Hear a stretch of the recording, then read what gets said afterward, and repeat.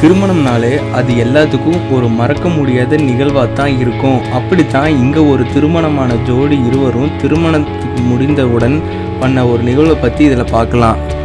இப்போது இதில் பார்த்தீங்கன்னா ஒரு திருமணமான ஜோடி அவங்கள் திருமணத்துக்கு வந்த அனைவரையும் வரவேற்கிறாங்க.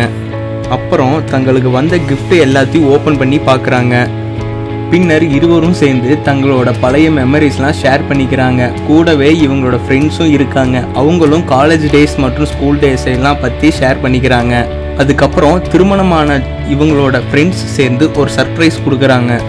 அது என்னன்னா, ஃபர்ஸ்ட்லாம் நியூ மேரிட் கப்பிள்ஸை கார் வேன் கூட்டிகிட்டு போகிற மாதிரி இவங்க வித்தியாசமாக ஓல்டு சைக்கிளில் பலூன்ஸ்லாம் வச்சு டெக்கரேட் பண்ணியிருக்காங்க.